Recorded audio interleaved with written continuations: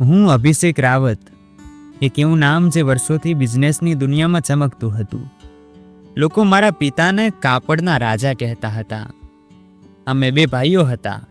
હું મોટો હતો. મારા પિતા હંમેશા ઈચ્છતા હતા કે હું ભણીને તેમના ધંધામાં મદદ કરું. તેથી મને આંતરરાષ્ટ્રીય બિઝનેસનો અભ્યાસ કરવા માટે અમેરિકા મોકલવામાં આવ્યો.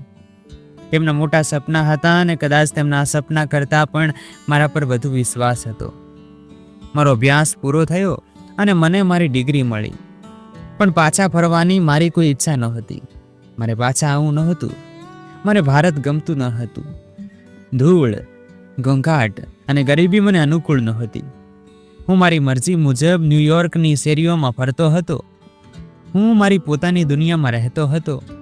મને રોકવાવાળું આસપાસ કોઈ નહોતું. મને કોઈ સવાલ કરવાવાળું નહોતું.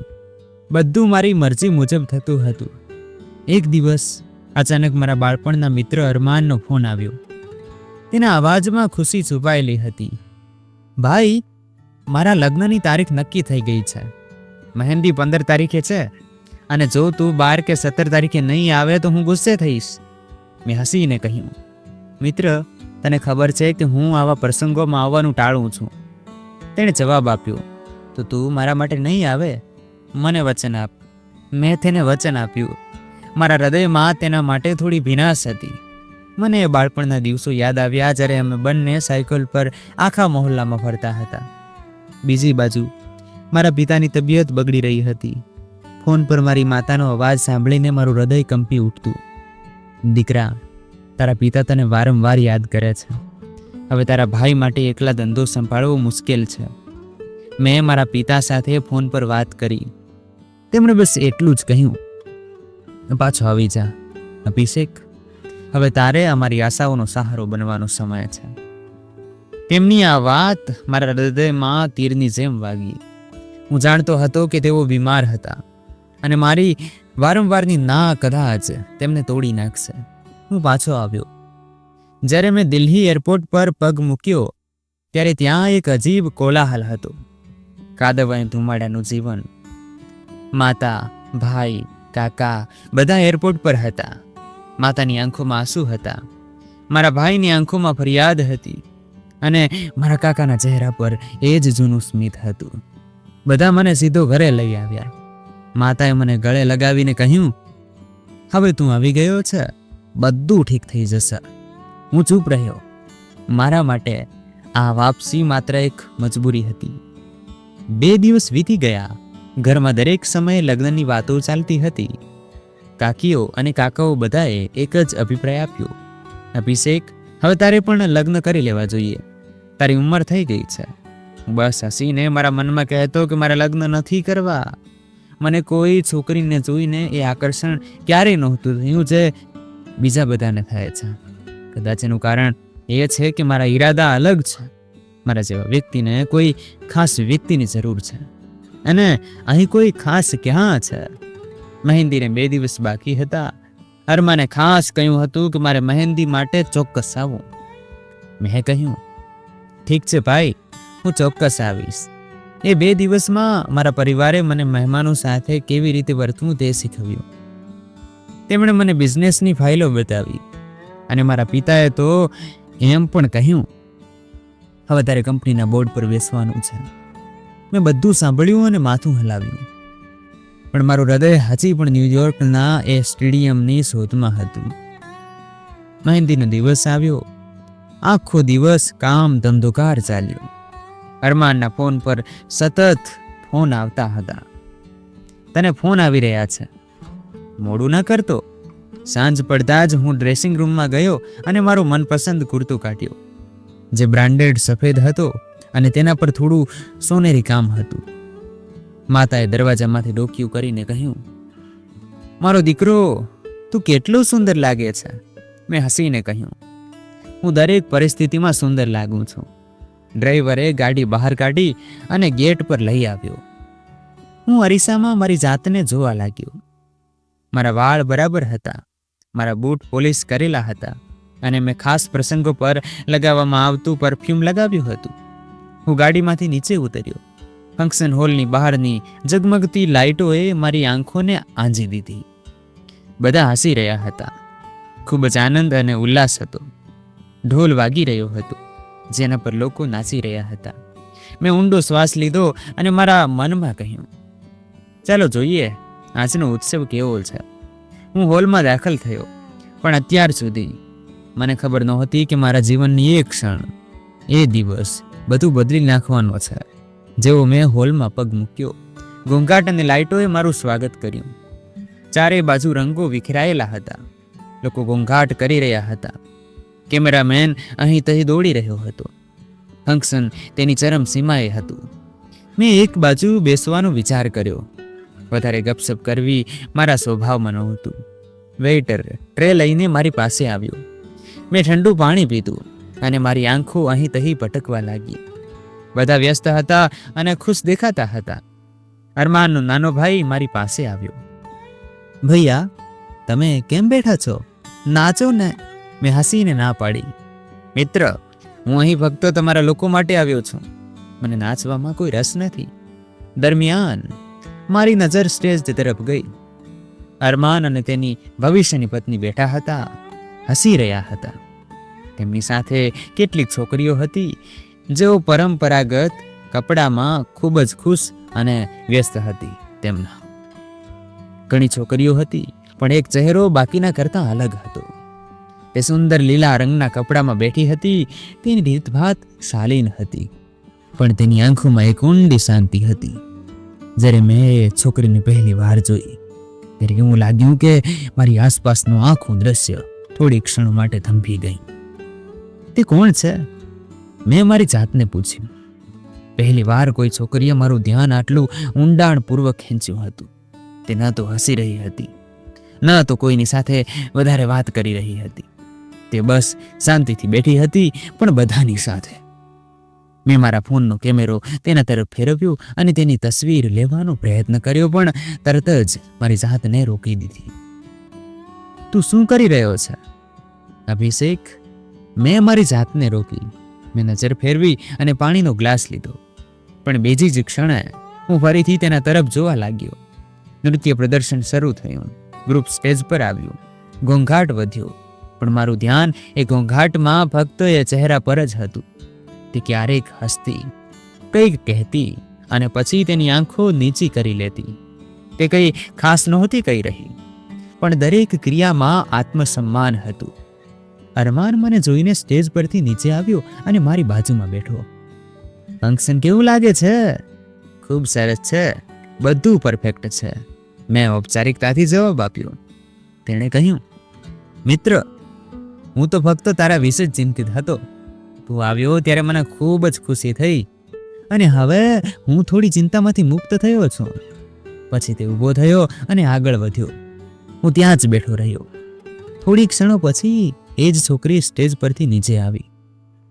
મને એવું લાગ્યું કે મારે ઊભા થઈને તેના રસ્તામાં આવવું જોઈએ. કદાચ કંઈક થશે. હું ખરેખર એવી રીતે ઊભો રહ્યો કે તે મારી સામે આવી ગઈ. તેણે એક ક્ષણ માટે મારી સામે જોયું. અમારી આંખો મળી અને પછી તે ચૂપચાપ મારી પાસેથી પસાર થઈ ગઈ. કોઈ અભિવ્યક્તિ નહીં, કોઈ સ્મિત નહીં, કોઈ આશ્ચર્ય નહીં. તે બસ ચૂપચાપ પસાર થઈ ગઈ, જાણે હું ત્યાં જ ન હતો. અને મને ખબર નથી કેમ મને ખરાબ લાગ્યું, જાણે હું તેની પાસેથી કંઈક અપેક્ષા રાખતો હતો, પણ એ આશા જતી રહી. મેં મારી જાતને કહ્યું કે આ બધું એટલું સહેલું નથી. કદાચ મારી આંખો હજી પણ તેને શોધી રહી હતી. એક સમયે જ્યારે તે રસોડા પાસેથી પસાર થઈ, ત્યારે અરમાનની પત્નીએ તેને બોલાવી. સાક્ષી, થોડું પાણી લાવ. સાક્ષી, મેં મારા હૃદયમાં નામનું પુનરાવર્તન કર્યું. હવે મને ખબર હતી કે તેનું નામ શું છે. મહેંદીનું ફંક્શન પૂરું થવા આવ્યું હતું. મેં તક જોઈ અને અરમાનને પકડ્યો. તે પણ ભેટું મેળવવામાં વ્યસ્ત હતો. અરમાન, મારે તને કંઈક પૂછવું છે. પેલી છોકરી જે તારી પત્ની સાથે બેઠી હતી, લીલા સૂટમાં, તેનું નામ સાક્ષી છે, બરાબર? અરમાને હસીને કહ્યું, હા, શું થયું? તે એક સારી મિત્ર જેવી લાગે છે.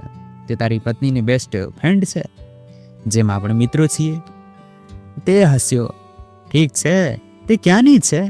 મેં અચાનક પૂછ્યું. ઓહ, તે દિલ્હીની જ છે. લગ્ન માટે હજી ઘણું કામ બાકી છે. મિત્ર, મેં હા પાડી, પણ મારા હૃદયમાં સવાલોનું તોફાન હતું. મેં મારી જાતને રોકી. વધારે ખોદકામ કરવું યોગ્ય ન લાગ્યું. હું મારી જગ્યાએ પાછો ગયો અને ત્યાં લાંબા સમય સુધી બેઠો રહ્યો. ફંક્શન પૂરું થયું, લોકો જવા લાગ્યા, પણ મારી અંદર કોઈક ઘોંઘાટ હતો. સાક્ષી, એક નામ, એક ક્ષણ, એક અસ્વીકાર, જેણે મારા મનમાં જગ્યા બનાવી લીધી હતી. મેં ગાડીમાં બેસીને સીટ પર માથું ટેકવ્યું. ડ્રાઈવરે અરીસો સીધો કર્યો. મેં કહ્યું, ચાલો. ગાડી શરૂ થઈ, પણ મારું મન ત્યાં જ અટવાયેલું હતું. એ જ ક્ષણે, એ જ ચહેરા પર. મને ખબર નહોતી કે આગળ શું થવાનું છે, પણ મને ચોક્કસ ખબર હતી કે તે સામાન્ય નહોતી, અને કદાચ હું તેના માટે તૈયાર નહોતો. બીજા દિવસે હું અરમાનના ઘરે ગયો. તેનો રૂમ હજી પણ એવો જ હતો જેવો બાળપણમાં હતો, બસ થોડો વ્યવસ્થિત કરવામાં આવ્યો હતો.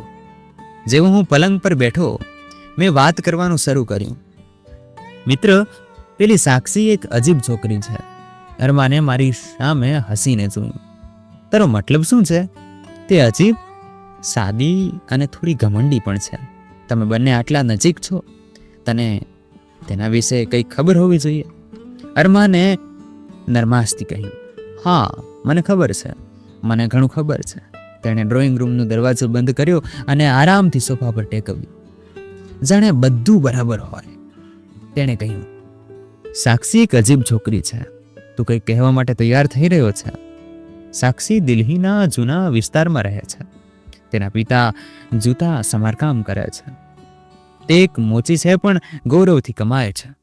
તેની માતા થોડા વર્ષો પહેલા મૃત્યુ પામી. તે એકમાત્ર દીકરી છે. બધું ધ્યાન તેના પર જ છે. અરમાને થોડી વાર માટે વિરામ લીધો, પછી કહ્યું, તે શિષ્યવૃત્તિ પર એક સારી યુનિવર્સિટીમાં ભણતી હતી. બાળપણથી જ તેને પુસ્તકો સાથે ઊંડો નાતો છે. મેં નરમાશથી પૂછ્યું, અને તે તારી પત્નીની મિત્ર કેવી રીતે બની? એ કોલેજના દિવસોની વાત છે.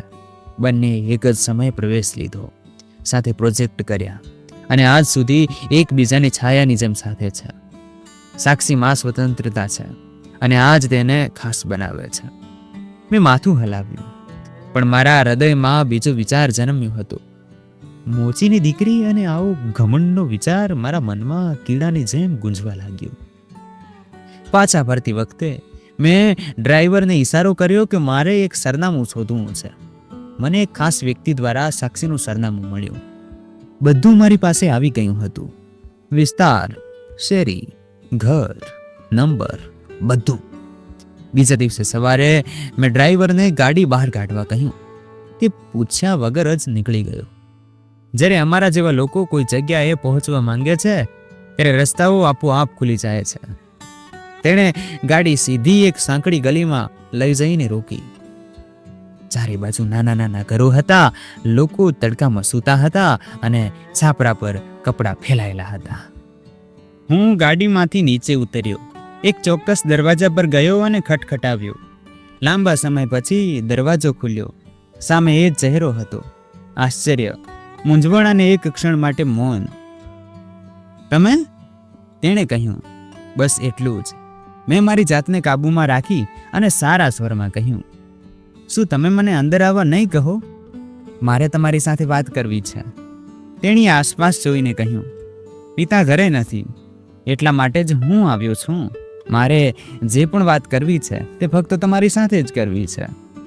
થોડી ક્ષણોના આશ્ચર્ય પછી તેણે મારી સામે જોઈને પાછળ પગલું ભર્યું. હું અંદર ગયો. એક નાનો ઓરડો સ્વચ્છ હતો. એક બાજુ સ્ટડી ટેબલ પર પુસ્તકો રાખેલા હતા. દિવાલ પર કેટલીક ધાર્મિક વસ્તુઓ લખેલી હતી. પંખો ચાલી રહ્યો હતો, પણ ગરમી લાગી રહી હતી. તેણે મને બેસવાનો ઈશારો કર્યા પછી તે પોતે ઊભી રહી. મેં સીધી વાત કરવાનું શરૂ કર્યું. અરમાને મને કહ્યું કે તું તારા અભ્યાસમાં ખૂબ સારી છે, પણ તારા પિતા મોચી છે. દેખીતી રીતે તેમના માટે આટલા ખર્ચાઓ ઉઠાવવા સહેલા નહીં હોય. તે ચૂપ રહી. મેં મારા ખિસ્સામાંથી એક સફેદ પરબીડિયું કાઢ્યું અને ટેબલ પર મૂક્યું. આમાં થોડા પૈસા છે, તેને ભેટ સમજ. કોઈ શરતો નથી, કોઈ સવાલ જવાબ નથી. તે મારી તરફથી માત્ર એક મદદ છે. તેણીએ મારી સામે જોયા વગર જ કહ્યું, મારે તમારા પૈસાની જરૂર નથી. ખરેખર હું આ મારા હૃદયથી આપી રહ્યો છું. મારા પિતા ચોક્કસપણે ગરીબ છે, પણ તેઓ આદરથી કમાય છે અને તેઓ મારા અભ્યાસનો ખર્ચ પણ ઉઠાવી રહ્યા છે. મને કોઈ અજાણ્યા પાસેથી મદદ લેવી યોગ્ય નથી લાગતી. મેં ફરીથી પરબીડિયું તેના તરફ સરકાવ્યું. એમ સમજ કે હું એક બિઝનેસમેન છું અને હું કોઈના પર કોઈ ઉપકાર નથી કરતો. બસ આને આપણી ઓળખાણની શરૂઆત સમજ. તેણીએ એક પગલું પાછળ ભર્યું. જો તમે આ પરબીડિયું પાછું લઈ લો અને અહીંથી જતા રહો તો એ એક મહેરબાની હશે. હું એકલી છું અને તમારું અહીં હું યોગ્ય નથી. મેં એક ક્ષણ માટે તેના તરફ જોયું, પછી ચૂપચાપ પરબીડિયું ઉપાડ્યું અને દરવાજા તરફ આગળ વધ્યો. હું ત્યાં રોકાયો અને પૂછ્યું, હું મારો અભિપ્રાય આપું? ક્યારેક આત્મસન્માન જરૂરિયાત કરતાં મોટું ન હોવું જોઈએ. તેણીએ કહ્યું, ના, મારે તમારા અભિપ્રાયની જરૂર નથી. તેણીએ દરવાજો ખોલ્યો અને ત્યાં ઊભી રહી. હું બહાર નીકળી ગયો. દરવાજો બંધ થઈ ગયો. જેવો હું ગાડીમાં બેઠો, મેં બારી ઉપર ચડાવી. દરવાજા બંધ થઈ ગયા, પણ મારા મનના દરવાજા ખુલી ગયા. સાક્ષીના શબ્દો વારંવાર ગુંજી રહ્યા હતા. તેના અસ્વીકારે મારી અંદરનું બધું છીનવી લીધું હતું જે કદાચ બાળપણથી મારી સાથે હતું. મારો દરેક પર સંપૂર્ણ કાબુ હતો. મેં બિઝનેસ ડીલ્સમાં મોટા નિર્ણયો લીધા હતા. દરેક વખતે જીત મારી જ હતી. પણ આજે એક સાંકડી ગલીમાં રહેતી એક છોકરીએ મારા સ્ટેટસ પર સવાલો ઉઠાવ્યા હતા. હું બીજા દિવસે ઓફિસે ન ગયો. હું બસ એક રૂમમાં બેઠો રહ્યો અને એ દૃશ્ય વિશે વારંવાર વિચારતો રહ્યો. શું તે એવું વિચારે છે કે મારું કોઈ સ્ટેટસ નથી, કે આ બધું ફક્ત તેનું નાટક છે? મેં મારા ખાસ માણસ સંજયને બોલાવ્યો. તેની દિનચર્યા શું છે તે શોધી કાઢ. તે ક્યારે જાય છે? તેના પિતા ક્યાં કામ કરે છે? તે ક્યારે પાછો આવે છે? સંજયે માથું હલાવ્યું. સર, કાલ સુધીમાં બધા રિપોર્ટ્સ તમારા હાથમાં હશે. બીજા દિવસે જેવો સંજય ઓફિસમાં દાખલ થયો, મેં ઘડિયાળ તરફ જોયું. બરાબર સવારના 10 વાગ્યા હતા, જેનો અર્થ હતો કે તેના પિતા ક્યાંક કામે ગયા હશે. સંજયે મને કહ્યું કે તેના પિતા બડા ચોક પર રસ્તાની બાજુએ કામ કરે છે. દરરોજ જૂના ગ્રાહકો તેની પાસે આવે છે. તે છત્રી વડે જૂતા સમારકામ કરે છે. તે મોટા ભાગનો સમય ત્યાં જ રહે છે. મેં કહ્યું, એક કામ કર, ગાડી તૈયાર રાખ, આપણે સાંજે બડા ચોક જવાનું છે. સાંજે 4:30 વાગ્યે હું સંજય સાથે ગાડીમાં બેઠો. મેં કાળા ચશ્મા લગાવડાવ્યા હતા જેથી મને ઓળખી ન શકાય. ત્યાં એ જ દ્રશ્ય હતું જે મને કહેવામાં આવ્યું હતું. એક સારી ઉંમરનો માણસ કામ કરી રહ્યો હતો, નીચે ઝૂકેલો. તેના ચહેરા પર મહેનતનો રંગ હતો, પણ એકલતા અને મૌન પણ હતું. મેં થોડી ક્ષણો માટે મારી જાતને રોકી, પણ પછી મારા મનમાં એક અજીબ વિચાર આવ્યો. જો આ માણસ થોડા દિવસો માટે કામ ન કરી શકે તો સાક્ષી લાચાર થઈ જશે. મેં ડ્રાઈવરને ગાડી ધીમી કરવા કહ્યું. જ્યારે તે રસ્તા પર આવે ત્યારે હોર્ન વગાડજે. થોડી ક્ષણો પછી તે ખરેખર ઊભો થયો. કદાચ કોઈ તેને બોલાવી રહ્યું હતું. જેવો તે ગ્રાહક સાથે વાત કરવા માટે રસ્તાની બાજુએ આવ્યો, ડ્રાઈવરે તેને હળવેકથી ધક્કો માર્યો. તે ડરીને પાછળ હટ્યો અને બીજી જ ક્ષણે મારી ગાડીની ડાબી બાજુ તેના પગ સાથે અથડાઈ. ધક્કો હળવો હતો, પણ અસર ઊંડી હતી. લોકો દોડ્યા અને હોબાળો મચી ગયો. હું તરત જ પાછળની સીટ પર ઝૂકી ગયો. સંજયે પરિસ્થિતિ સંભાળી. આ તો માત્ર એક નાની ઈજા છે, ચિંતા ન કરો, અમે તેને હોસ્પિટલ લઈ જઈએ છીએ. અમે તેને નજીકની હોસ્પિટલમાં દાખલ કરાવ્યો. હું ઘટના સ્થળેથી ગાયબ થઈ ગયો, પણ સંજય ત્યાં જ રહ્યો. ડૉક્ટરને સૂચના આપવામાં આવી હતી કે કોઈ પણ પ્રકારની કોઈ કમી ન રહે. પૈસાની ચિંતા કરવાની જરૂર નથી, હું બધા ખર્ચ ઉઠાવીશ. આ સાથે મેં મારી જાતને એક મસીહા બનાવી દીધો, એક સહાનુભૂતિ દાખવનાર, એક મદદગાર. રાત્રે સંજયે રિપોર્ટ આપ્યો.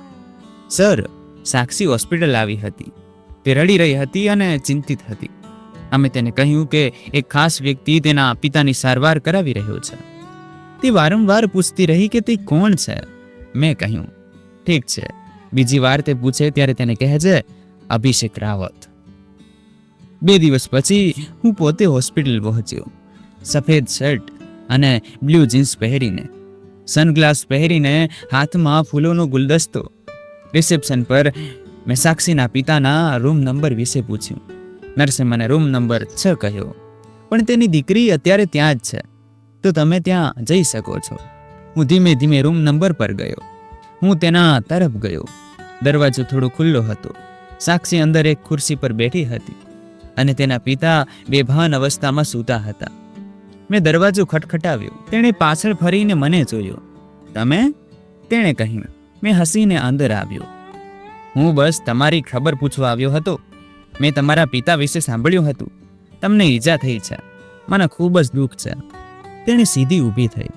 તમે અહીં કેમ આવ્યા છો? જે પણ થયું તે એક સંયોગ હતો, પણ મેં વિચાર્યું કે જો હું તમને કોઈ પણ રીતે મદદ કરી શકું તો કેમ નહીં. તેણીએ પાછળ ફરીને પોતાની જાતને જોઈ. તમે પોતે જ બધી સારવાર માટે ચૂકવણી કરી, કારણ કે મને લાગ્યું કે તમને આ સમયે કોઈના સાથની જરૂર છે. તેણે એક ક્ષણ માટે ચૂપ રહી. પછી કહ્યું, શું તમે દરેક બાબતમાં અધિકાર ઈચ્છો છો? ના, હું બસ મદદ કરવા માંગુ છું. મદદ એ છે જે યોગ્ય સમય ચૂપચાપ આપવામાં આવે. કૃતજ્ઞતા દર્શાવવાની કોઈ જરૂર નથી. મેં તેના તરફ ગુલદસ્તો લંબાવ્યો, પણ તેણે તે ન લીધો. આ પણ રાખો, અને કદાચ આગલી વખતે મારે તમને અહીં આવવાની જરૂર નહીં પડે.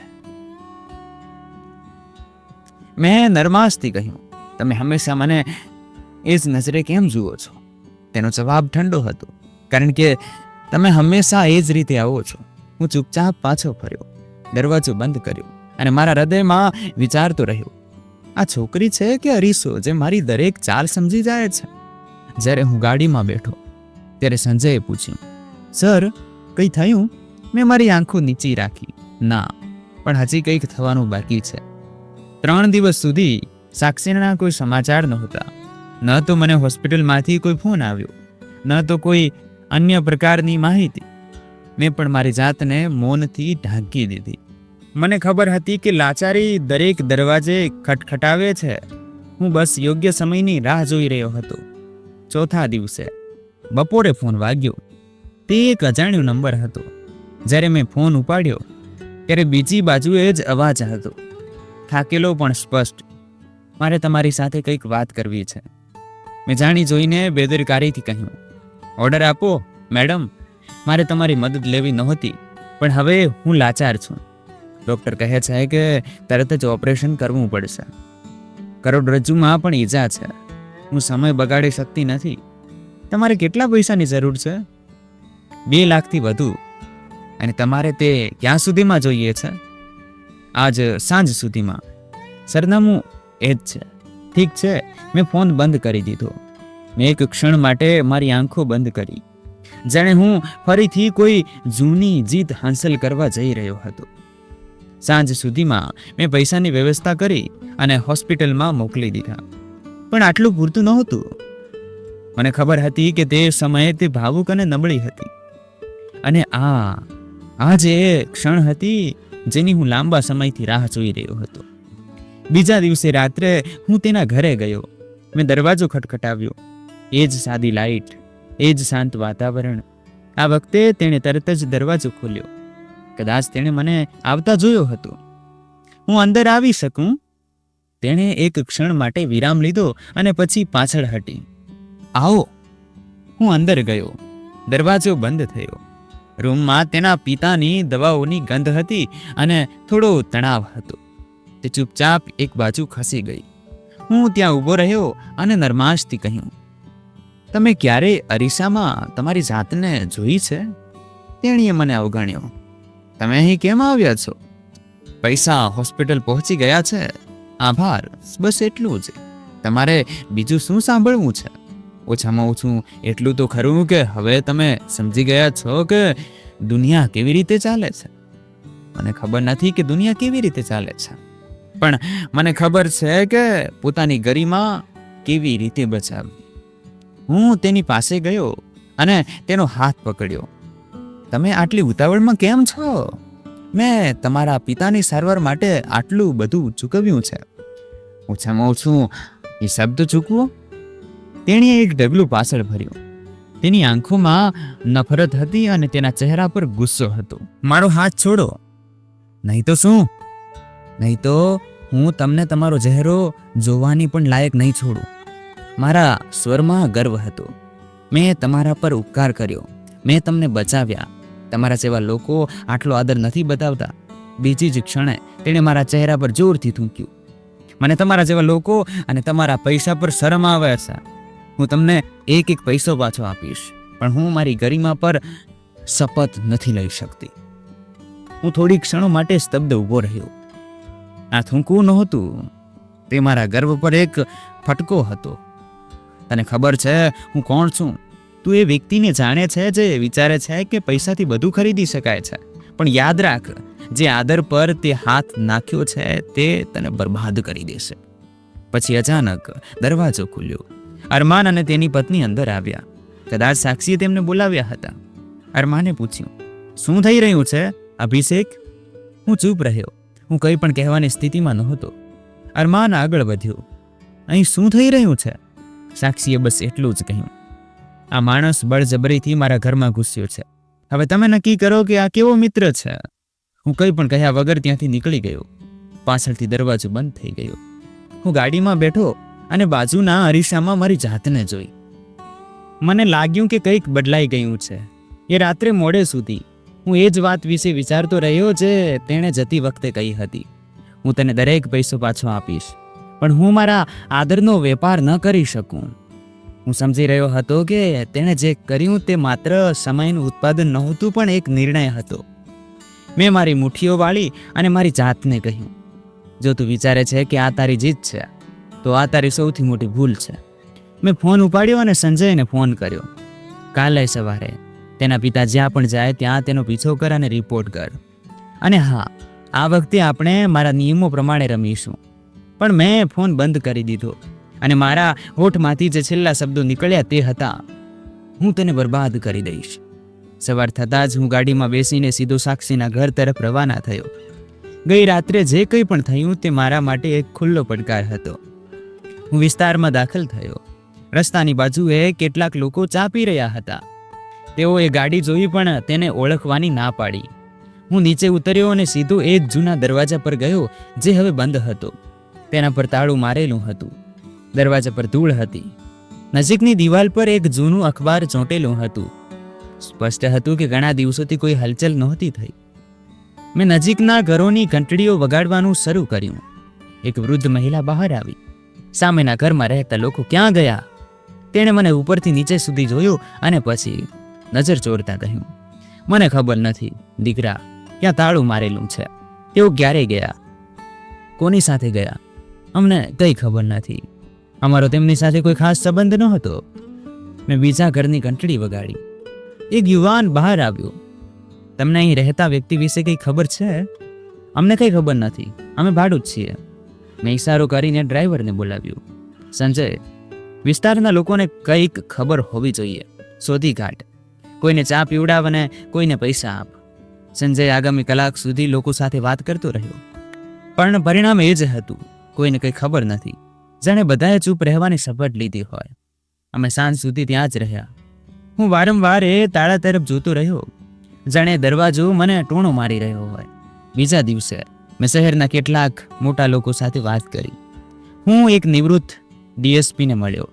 તેણે કહ્યું કે જો કોઈ જાણી જોઈને ગાયબ થઈ જાય તો તેમને શોધવા સહેલા નથી, ખાસ કરીને જ્યારે તેઓ સવાલોથી કેવી રીતે બચવું તે જાણતા હોય. મેં તેને એકલી ન છોડી. મેં દિલ્હીની દરેક હોસ્પિટલ, પુરાની બસ્તી, નર્સિંગ હોમ્સ, યુનિવર્સિટીઓ, શાળાઓ, દરેક જગ્યાએ પૂછપરછ કરી. મેં દરેક જગ્યાએ સાક્ષીની તસવીર અને તેના પિતાનું નામ આપ્યું, પણ એ જ જવાબ આવ્યો, ના, અમે આવા કોઈને નથી ઓળખતા. મહિનાઓ વીતી ગયા. મેં મારા લોકોને દરેક મોટા શહેરમાં મોકલ્યા, દિલ્હી, લખનઉ, ફક્ત એક સુરાગ, એક સરનામું, કંઈ પણ શોધવા માટે. પણ મને કંઈ ન મળ્યું. એક દિવસ મારા ખાસ માણસે કહ્યું, સર, શક્ય છે કે તેણે દેશ છોડી દીધો હોય. મેં માથું હલાવ્યું. ના, તે તેના કાબૂમાં નથી અને તે એવી વ્યક્તિ નથી જે આ રીતે ભાગી જાય. મારો જુસ્સો વધી રહ્યો હતો. હું મીટિંગ્સમાં ધ્યાન કેન્દ્રિત નહોતો કરતો. જ્યારે મારા બિઝનેસ પાર્ટનર સવાલો પૂછતા ત્યારે હું બસ હા કે નામાં જવાબ આપતો. એવું લાગતું હતું કે જાણે બધું થંભી ગયું હોય. એક દિવસ મેં એક ખાનગી જાસૂસને કામે રાખ્યો જે સંપૂર્ણપણે વ્યવસાયિક હતો અને તેનું નેટવર્ક આખા દેશમાં ફેલાયેલું હતું. તેણે 1 મહિના સુધી કામ કર્યું. તેણે મને ફાઇલોનો ઢગલો બતાવ્યો, પણ કંઈ ન મળ્યું. અભિષેક સર, જો છોકરીએ નવું ઓળખપત્ર બનાવડાવ્યું હોય, તેનું સરનામું બદલ્યું હોય અને નવી ઓળખ સાથે રહેતી હોય તો તેનો સુરાગ ફક્ત નસીબથી જ મળશે. મેં કંઈ ન કહ્યું, બસ ફાઇલ બંધ કરી અને ચૂપચાપ ઊભો રહ્યો. 2 વર્ષ વીતી ગયા. હા, 2 વર્ષ વીતી ગયા. દર મહિને હું આશા સાથે આવતો અને ખાલી હાથે પાછો જતો. એ આત્મવિશ્વાસ હવે મારા ચહેરા પર નહોતો. જો હું અરીસામાં મારી જાતને જોતો તો હું એ અભિષેક રાવતને નહોતો જોઈ શકતો જેણે ક્યારેય કોઈને ના પાડવાની મંજૂરી નહોતી આપી. મારા પરિવારના સભ્યો મને વારંવાર કહેતા કે આ બધું છોડી દો, લગ્ન કરી લો અને આગળ વધો. હું બસ એટલું જ કહેતો કે હું કોઈની પાસેથી બદલો લીધા વગર જીવી ન શકું. જો હું તેને નહીં મળું, જો હું તેને નહીં મેળવું તો મને શાંતિ કેવી રીતે મળશે? ક્યારેક હું મારા સપનામાં તેનો ચહેરો જોતો. એ જ ગર્વ, એ જ આંખો, એ જ શબ્દો. મારે તમારા પૈસાની જરૂર નથી. પડોશના લોકો, ઓફિસના કર્મચારીઓ બધા જાણતા હતા કે અભિષેક પહેલા જેવો રહ્યો નથી. કંઈક તૂટી ગયું હતું. 2 વર્ષ પછી મેં મારા બધા એજન્ટોને પાછા બોલાવી લીધા, ફાઇલો બંધ કરી દીધી અને રિપોર્ટ્સ બાળી નાખ્યા. 2 વર્ષ વીતી ગયા હતા, પણ મારી અંદરની આગ ઠંડી નહોતી થઈ. લોકોને લાગ્યું કે હું ભૂલી ગયો છું, પણ હું દરરોજ રાત્રે દરેક ખૂણામાં તેની આંખોમાં સૂતો અને દરરોજ સવારે આ ખાલીપણા સાથે ચાલતો. હું ઓફિસની ખુરશી પર બેસતો. કલાકો વીતી જતા, પણ મને કોઈ ફાઇલ ખોલવાનું મન નહોતું થતું. ધંધો હવે સંપૂર્ણપણે મારા નાના ભાઈના કાબૂમાં આવી ગયો હતો. તે સવારે ઓફિસે આવતો અને સાંજે પાછો જતો. હું બસ હાજર હતો, ખાલી. એક દિવસ નાસ્તો કરતી વખતે મારી માતાએ મને કહ્યું, અભિષેક, એક પ્રસ્તાવ આવ્યો છે. ખૂબ સારા લોકો, એક પ્રતિષ્ઠિત બિઝનેસ પરિવાર, છોકરી ભણેલી છે. મેં એક કોળિયો લીધા વગર જવાબ આપ્યો, મારે લગ્ન નથી કરવા. પપ્પાએ અખબાર બાજુ પર મૂક્યું અને કહ્યું, તું છેલ્લા 2 વર્ષથી આ જ કહી રહ્યો છે. કારણ શું છે? દિલ નથી માનતું એ જવાબ નથી. તારી ઉંમર વીતી રહી છે. જો તારો નાનો ભાઈ પહેલા લગ્ન કરી લે તો લોકો શું કહેશે? મેં કહ્યું, લોકો પહેલા શું કહ્યું છે કે હવે કહેવાથી ફરક પડશે. માતા ચૂપ થઈ ગઈ અને પપ્પાએ ફરીથી અખબાર ઉપાડ્યું. વાતચીત ત્યાં જ પૂરી થઈ, પણ એ મૌન મને અંદરથી તોડવા લાગ્યું. એ જ રાત્રે હું છત પર ગયો અને ત્યાં લાંબા સમય સુધી બેઠો રહ્યો. એ જ જૂની આશા, એ જ અધૂરો બદલો. મેં મારી જાતને કહ્યું, અભિષેક રાવત હાર સ્વીકારતો નથી. જો તે સામે ન આવે તો શું? સમય બદલાય છે અને સમય દરેક દરવાજો ખોલે છે. બીજા દિવસે મેં સંજયને ફોન કર્યો, ફરીથી શોધ શરૂ કર. મીડિયા, પોલીસ, યુનિવર્સિટી, જે પણ શક્ય હોય તે રેકોર્ડ કર. સંજયે નરમાશથી કહ્યું, સર, અમે બધું જ પ્રયત્ન કર્યો છે, કંઈ બાકી નથી. તે હાર માની લીધી છે. મેં હજી હાર નથી માની. તેણે માથું નમાવ્યું અને કહ્યું, ઠીક છે, ચાલો ફરીથી એકવાર પ્રયત્ન કરીએ. મેં ધંધા પર ઓછું ધ્યાન આપવાનું શરૂ કર્યું. ઓફિસના સ્ટાફને ખબર હતી કે મને લાગે છે કે હું ફરીથી આ જૂની લહેરમાં ડૂબી રહ્યો છું. કેટલાક લોકો મારી સાથે સહાનુભૂતિ દર્શાવતા હતા. હું થોડો પરેશાન થઈ જતો. જ્યારે હું સાંજે ઘરે આવતો ત્યારે મારી માતા એ જ જૂના સવાલ સાથે આવતી, હવે સમય આવી ગયો છે, લગ્ન કરી લે. હું બસ એક જ જવાબ આપતો, માતા, હું કોઈ પણ સ્ત્રીનું સન્માન ન કરી શકું. પછી એક દિવસ મારો નાનો ભાઈ હાથમાં ચાનો કપ લઈને મારા રૂમમાં આવ્યો. ભૈયા, બધા તમારા વર્તનથી પરેશાન છે. 2 વર્ષ થઈ ગયા, જીવન અટક્યું નથી, તો પછી તમે કેમ અટકી ગયા છો? કારણ કે મારો કોઈની સાથે એક બાકી હિસાબ છે જેને મને મારા અસ્તિત્વમાંથી હચમચાવી દીધો. તેણે ચૂપચાપ ચાનો કપ ટેબલ પર મૂક્યો અને બહાર ગયો. કદાચ તે પણ સમજી ગયો હતો કે હવે દલીલ કરવાનો કોઈ અર્થ નથી. એ દિવસોમાં મેં મારી જાતને લોકોથી સંપૂર્ણપણે અલગ કરી દીધી. મેં મારું સોશિયલ મીડિયા ડિલીટ કરી દીધું અને મિત્રો સાથે વાતચીત બંધ કરી દીધી. ફક્ત જૂની નોંધો, સાક્ષીની તસવીર અને એ શબ્દો જે હું ક્યારેય ગાંઠી જ ન શક્યો તે જ રહ્યા. એક દિવસ હું ઓફિસમાં બેઠો હતો. એકાઉન્ટ્સ ટીમના હેડ આવ્યા. સર, આવતા અઠવાડિયે ઓફિસ ઓડિટરની ટીમ આવી રહી છે. મેં તેમને કહ્યું છે કે જે પણ તેઓ ઈચ્છે તે મારા નાના ભાઈ સાથે શેર કરે. સર, કેટલાક રેકોર્ડ્સ તમારી સહી વગર પૂરા નહીં થાય. મેં ફાઇલ ઉપાડી, તેના પર સહી કરી અને પાછી લેતી વખતે કહ્યું, બાકીનું કામ મારા નાના ભાઈ સાથે નક્કી કરો. એ જ દિવસે સાંજે સંજય પાછો આવ્યો. તેના હાથમાં કેટલાક કાગળો હતા. સર, મને એક મહિલા વિશે થોડી માહિતી મળી છે જેની ઓળખ હજી સ્થાપિત નથી થઈ, પણ તે 2 વર્ષ પહેલા યુપીએસસીની ટોચની યાદીમાં સામેલ હતી. મેં તેના સરનામા વિશે થોડું શોધી કાઢ્યું છે, પણ મને હજી તેની તસવીર નથી મળી. તેનું નામ શું છે? સાક્ષી. હું ખુરશીમાં સીધો બેસી ગયો. જો તે જ હોય તો સંપૂર્ણપણે ખાતરી કર, પછી મને જલ્દી જાણ કર. એ જ ક્ષણે મારા શરીરમાં ફરીથી વીજળી દોડી, જેણે મારા ખાલી અસ્તિત્વમાં કંઈક પલટાયું હોય. હું મોડી રાત સુધી સૂઈ ન શક્યો. એ નામ, એ ઓળખ. હવે જો તે મારી સામે આવે તો હું તેને કહીશ કે અભિષેક રાવતને ના પાડવાની કિંમત શું છે. બીજા દિવસે બપોરે હું ઓફિસમાં બેઠો હતો અને કેટલાક રિપોર્ટ્સ જોઈ રહ્યો હતો ત્યારે સિક્યુરિટી ગાર્ડ દોડતો અંદર આવ્યો. સર, બહાર પોલીસની ગાડી આવી છે. હું આઘાતમાં જાગી ગયો. પોલીસ કેમ? એ જ તો અમે પણ પૂછી રહ્યા છીએ. તેઓ અંદર આવવા માંગે છે. હું ખુરશી પરથી ઊભો થયો અને બહાર જવાનો હતો ત્યારે મને રિસેપ્શનમાંથી ફોન આવ્યો. સર, એક મહિલા અધિકારી આવી છે. તેની સાથે 3 કોન્સ્ટેબલ છે અને તે કહી રહી છે કે તે તરત જ તમારી સાથે વાત કરવા માંગે છે. તેણે મને તેનું નામ કહ્યું. હા સર, સાક્ષી. મારી આંખો થોડી ક્ષણો માટે થીજી ગઈ. દરવાજો ખુલ્યો અને હું આપોઆપ બહાર ગયો. ઓફિસના રસ્તા પર કોન્સ્ટેબલોના જૂતાનો અવાજ ગુંજી રહ્યો હતો. બધા ત્યાં ઊભા હતા. કેટલાક એક બાજુ ખસી ગયા હતા. કેટલીકની આંખોમાં આશ્ચર્ય હતું અને કેટલીકમાં ડર હતો. પણ હું પોતે જ આઘાત પામી રહ્યો હતો. એ જ ચહેરો જે વર્ષો પહેલા મારી આંખોમાં ચોંટી ગયો હતો. એ જ ચહેરો સંપૂર્ણ સત્તા અને આત્મવિશ્વાસ સાથે મારી સામે ઊભો હતો. તેના માથા પર આસિસ્ટન્ટ કમિશનરની ટોપી, તેના હાથમાં ધરપકડનો ઓર્ડર અને તેની આંખોમાં એ જ જૂની તીવ્રતા. અભિષેક રાવત, હું આસિસ્ટન્ટ કમિશનર સાક્ષી છું. હું તમારી સામે ભ્રષ્ટાચાર, કરચોરી અને જાહેર ભંડોળની ઉચાપતના આરોપો હેઠળ ધરપકડનો ઓર્ડર લાવી છું. મેં હસીને કહ્યું, તમે મારી ઓફિસમાં છો અને તમે મને ધરપકડ કરશો?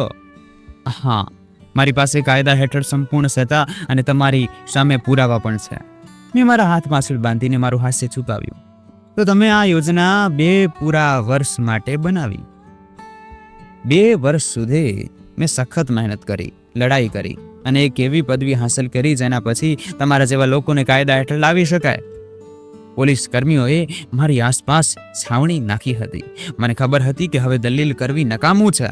હું ચૂપચાપ આગળ વધ્યો અને કહ્યું, ચાલો જોઈએ તમારો આ ખેલ ક્યાં સુધી જાય છે. પોલીસની ગાડીમાં બેસીને મેં બારી બહાર જોયું. મારા સ્ટાફના સભ્યો માથું નમાવીને ઊભા હતા. કેટલાક ચહેરા પર નરમાશ હતી, કેટલાક કદાચ રાહતમાં હતા. બધાને ખાતરી હતી કે હું હવે એ જ અભિષેક રાવત નથી. મને પોલીસ સ્ટેશન લઈ જવામાં આવ્યો અને મારો બધો સામાન લઈ લેવામાં આવ્યો. મારો ફોન, ઘડિયાળ, વોલેટ બધું એક બેગમાં મૂકવામાં આવ્યું. મને એક રૂમમાં બેસાડવામાં આવ્યો જ્યાં સાક્ષી પોતે મારી બાજુની ખુરશી પર બેઠી હતી. તેણે એક ફાઇલ ખોલી અને નરમાશથી કહ્યું, અભિષેક રાવત, તમને ખબર છે કે તમે છેલ્લા 7 વર્ષમાં કેટલો કર છુપાવ્યો છે? મેં જે પણ કમાયું તે મારી મહેનતથી હતું. એ તમારી મહેનત હતી? નકલી ઇનવોઇસ, મની લોન્ડરિંગ, બેનામી એકાઉન્ટ્સ. હું રોકાયો. આ બધું જૂઠ છે. નિર્ણય કોર્ટમાં લેવાશે. મારી પાસે બધા પુરાવા છે. એ જ ક્ષણે એક પોલીસકર્મી રૂમમાં દાખલ થયો. મેડમ, મીડિયા બહાર હાજર છે અને પૂછી રહ્યું છે કે મારે કોઈ નિવેદન આપવું છે કે નહીં. સાક્ષીએ કહ્યું, ના, કેસનો સંપૂર્ણ રિપોર્ટ કાલે કોર્ટમાં જશે. પછી તેણે મારી સામે જોયું અને કહ્યું, તમે વિચારો છો કે કોઈ તમને પકડી ન શકે? હવે તમે જોશો કે કાયદો કેવી રીતે કામ કરે છે. મને સાંજ સુધી લોકઅપમાં રાખવામાં આવ્યો. કોઈ ખાસ સુવિધાઓ નહોતી. હું એક બેન્ચ પર બેઠો અને વિચારતો રહ્યો કે આ બધું ક્યારે અને કેવી રીતે પલટાયું. સવારે મને કોર્ટમાં લઈ જવામાં આવ્યો. પોલીસ વાનમાં બેસીને હું બારીમાંથી ડોકિયું કરી રહ્યો હતો. શહેરનો એ જ ઘોંઘાટ, એ જ ટ્રાફિક, પણ આજે દરેક દ્રશ્ય અજાણ્યું લાગતું હતું. મીડિયા કોર્ટરૂમમાં પહેલેથી જ હાજર હતું. અભિષેક રાવત. એક માઇક મારી તરફ ધરાવવામાં આવ્યું. અને સવાલો પૂછવામાં આવ્યા. શું તમે ભ્રષ્ટાચાર કર્યો છે? શું તમે કરચોરી કરી છે? મેં કોઈ જવાબ ન આપ્યો. જ્યારે મેં મારા વકીલને કોર્ટની અંદર જોયો ત્યારે તે તરત જ મારી પાસે આવ્યો. સર, કેસ મજબૂત છે, આપણે જામીન લેવા પડશે, નહીં તો આપણે લાંબી કાર્યવાહીમાં ફસાઈ શકીએ છીએ. મને જજ સમક્ષ રજૂ કરવામાં આવ્યો. સાક્ષી પોતે બીજી બાજુ ઊભી હતી.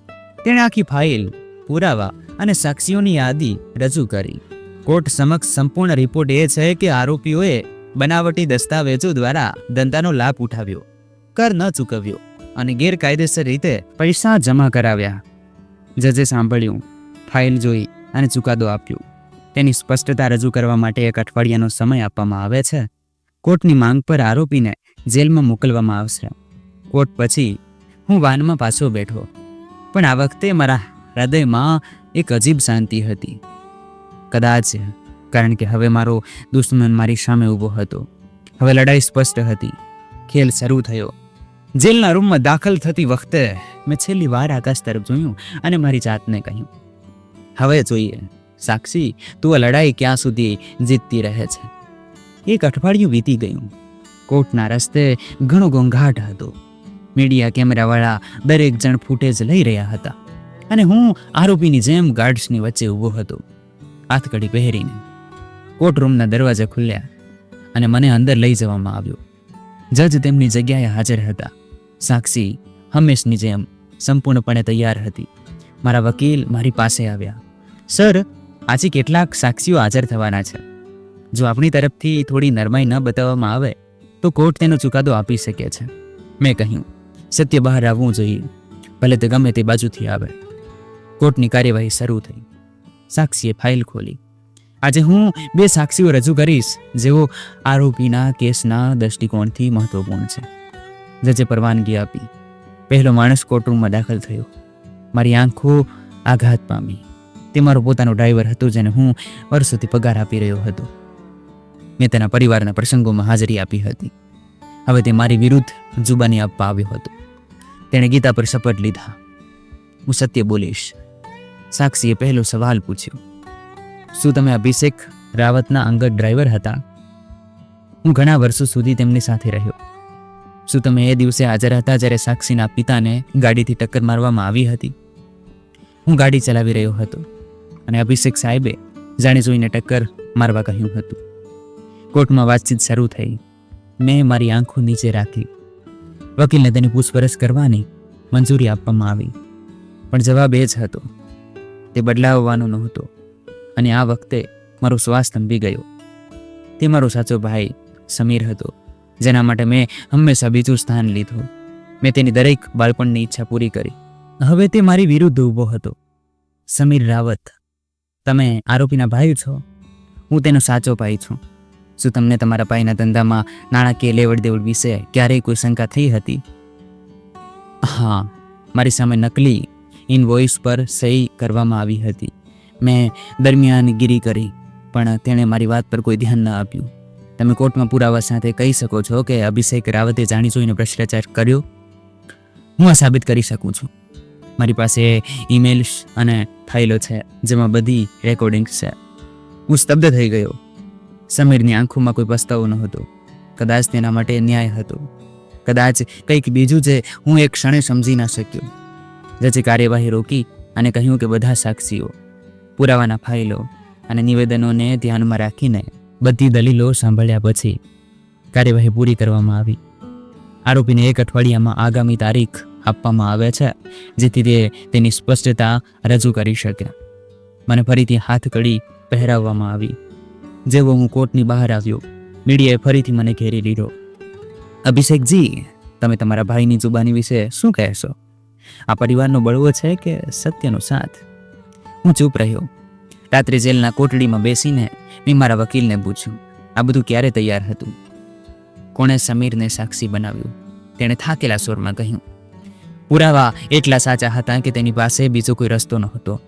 જો તે કોર્ટમાં ચૂપ રહ્યો હોત તો તેને આ ગુનામાં સામેલ કરવામાં આવ્યો હોત. મેં ઊંડો શ્વાસ લીધો. તે મારો ભાઈ હતો અને મેં પણ ન્યાયનો સાથ આપ્યો. મારી આંખો દિવાલ પરની ઝાંખી લાઇટ પર હતી. મને લાગ્યું કે જાણે બધું હવે મારું રહ્યું નથી. એ પરિવાર, એ ઘર, એ ઓફિસ, જે દરેક વ્યક્તિ મારી ઈચ્છા મુજબ કામ કરતો હતો, આજે દરેક જણ મારી વિરુદ્ધ ઊભો હતો. મેં મારી જાતને કહ્યું કે મેં જે પણ બનાવ્યું હતું તે તૂટી ગયું છે. એક અઠવાડિયું વીતી ગયું હતું. હવે કોર્ટમાં છેલ્લો દિવસ હતો. ચુકાદો સંભળાવવાનો હતો. સાક્ષી જજની ડાબી બાજુએ તેની યુનિફોર્મમાં ઊભી હતી. મારો વકીલ ફાઇલ સાથે મારી બાજુમાં બેઠો હતો. પણ આ વખતે તે પણ સમજી ગયો હતો કે બચાવનો કોઈ અવકાશ નથી. જજે ફાઇલ બાંધી, તેમના ચશ્મા ઉતાર્યા અને શાંત સ્વરમાં કહ્યું, અભિષેક રાવત, કોર્ટે બધા પુરાવા, દસ્તાવેજો, સાક્ષીઓ અને નિવેદનો પર પ્રકાશ પાડ્યો છે અને હવે અમે નિષ્કર્ષ પર આવ્યા છીએ કે તમારી સામે એક ગંભીર ગુનો સાબિત થયો છે. કોર્ટ તમને 6 વર્ષની કેદ અને ₹1 લાખની જામીનની સજા સંભળાવે છે. કોર્ટમાં ઘેરી શાંતિ છવાઈ ગઈ. મેં કંઈ ન કહ્યું, મેં કોઈ અપીલ ના કરી. મેં બસ મારું માથું નમાવ્યું. કદાચ કારણ કે લડવા માટે કંઈ બચ્યું ન હતું. મને ફરીથી હાથકડી પહેરાવવામાં આવી. આજે કોર્ટની બહાર મીડિયાની ભીડ ઓછી હતી. કદાચ લોકો મારી નિયતિ સમજી ગયા હતા. પોલીસ વાનમાં બેસીને મેં છેલ્લી વાર સાક્ષીને જોઈ. તે હજી પણ તેની જગ્યાએ ઊભી હતી. તેની આંખોમાં એ જ કઠોરતા હતી. પણ હવે કોઈ નફરત નહોતી. ત્યાં બસ એક રંગહીન શાંતિ હતી. જેલની પાછી મુસાફરી શાંત હતી. વાનની અંદર ફક્ત 2 જ લોકો હતા, હું અને એક કોન્સ્ટેબલ. તે વારંવાર મારી સામે જોતો રહ્યો, જાણે તે વિચારી રહ્યો હોય કે આ એ જ અભિષેક રાવત છે જેના વિશે તેણે સાંભળ્યું હતું. કોટડી એ જ જૂની હતી, એ જ દિવાલો, એ જ છત, એ જ તૂટેલી પ્રકાશની કિરણ. પણ આજે એક અલગ દિવસ હતો. આજે મારી વિરુદ્ધ નિર્ણય આપવામાં આવ્યો હતો. પણ મારા હૃદયમાં એક અજીબ હળવાશ હતી, જાણે જે વર્ષોથી અંદર બળી રહ્યું હતું કે શાંત થવા લાગ્યું હોય. હું મોડી રાત સુધી સૂઈ ન શક્યો. હું બેઠો રહ્યો અને દિવાલ પરના પડછાયા તરફ જોતો રહ્યો. પછી મને બધું યાદ આવવા લાગ્યું. એ પહેલી ક્ષણ જ્યારે હું સાક્ષીને મળ્યો, એ પરબીડિયું, એ અસ્વીકાર, એ થપ્પડ અને પછી ધરપકડ. દરેક દ્રશ્ય એક જૂની ફિલ્મના પાત્ર જેવું હતું જે વારંવાર ફરીથી ચલાવવામાં આવી રહ્યું હતું. બીજા દિવસે જેલની દિનચર્યા શરૂ થઈ. કેદીઓની લાઈનો ગણવી, ખાવાનો સમય. દરેક ક્ષણ મને કહેતી હતી કે હું હવે એ વ્યક્તિ નથી જે તેના આદેશોથી દુનિયા બદલી નાખતો હતો.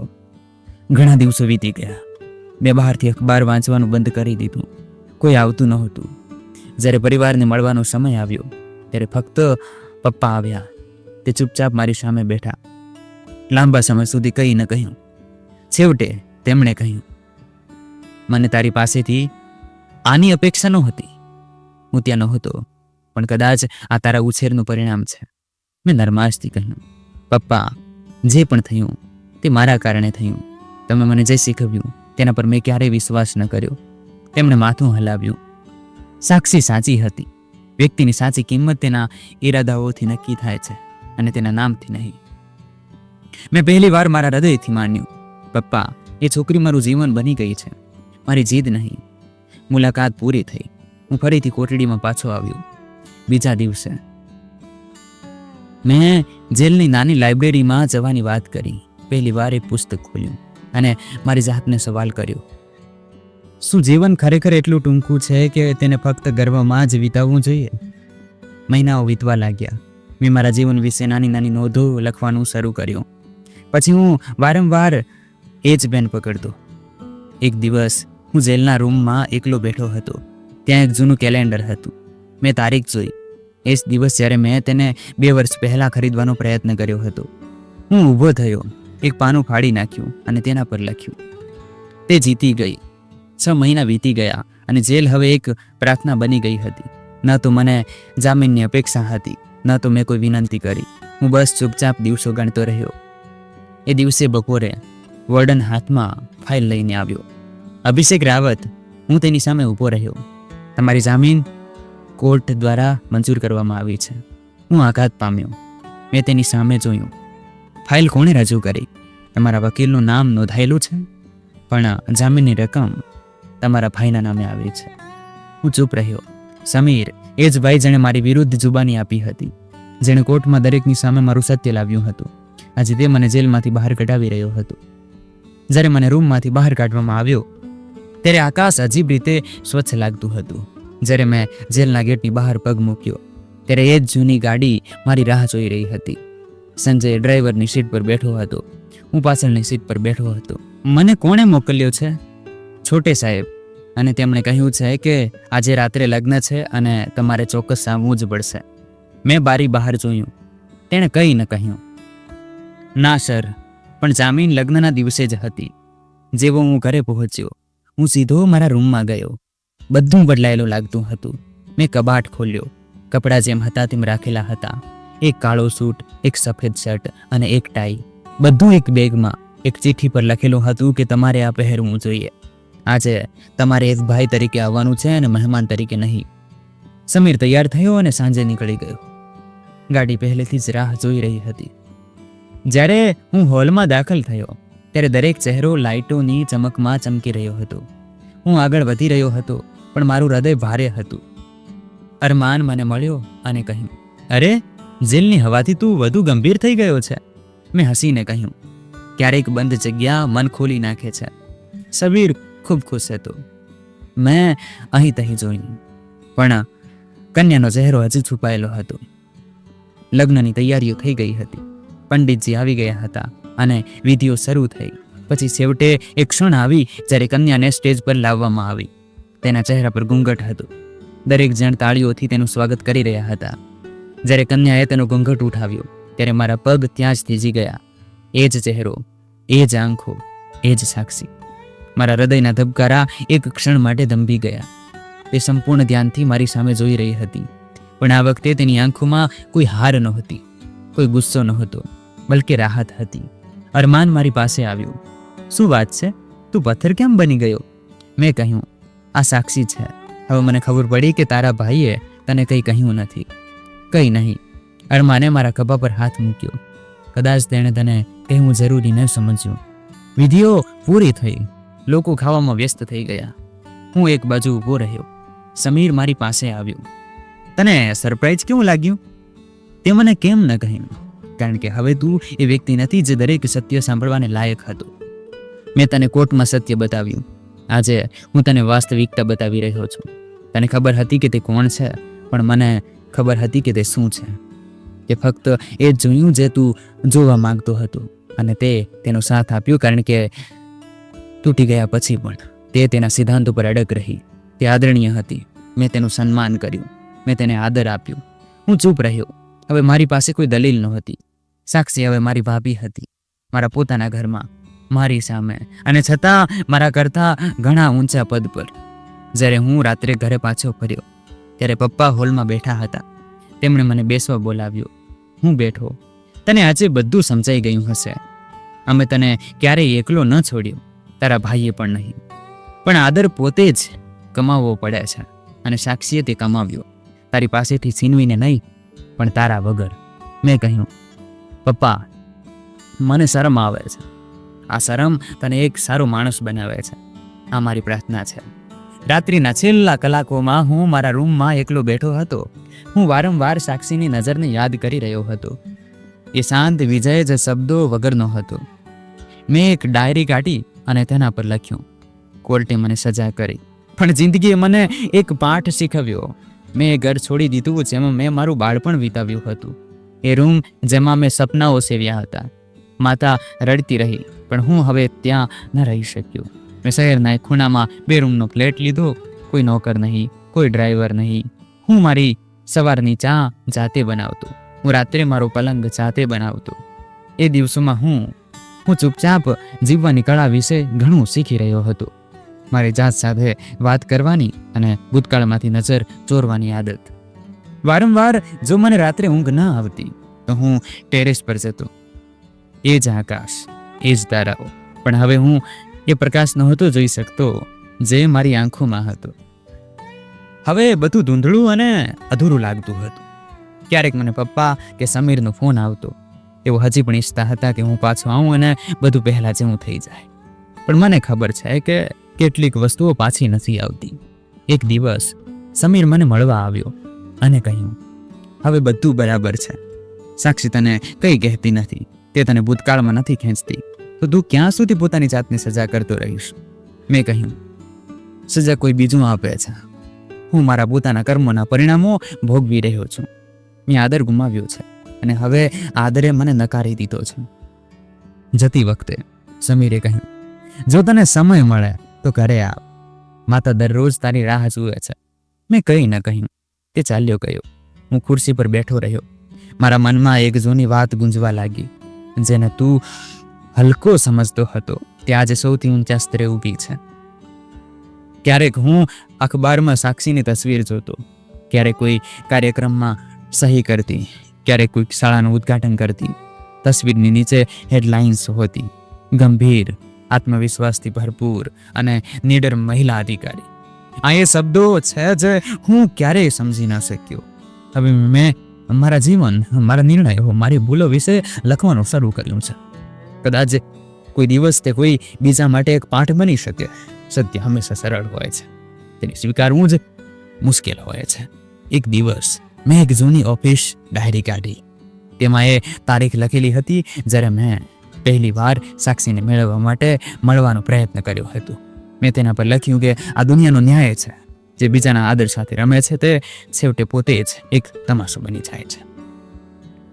તો મિત્રો, જો તમને અમારી વાર્તા ગમી હોય, મેં ખાલી વોઇસ ઓવર આપ્યો છે, વાર્તા મારી નથી મિત્રો, તો કોમેન્ટ કરીને અમને જરૂર જણાવજો. વિડીયોને લાઈક કરો અને બને તેટલો શેર કરો. જો તમે આ ચેનલ પર નવા છો તો સબસ્ક્રાઇબ જરૂર કરજો અને નોટિફિકેશન બેલ દબાવજો, જેથી તમને આગામી અપડેટ સૌથી પહેલા મળે.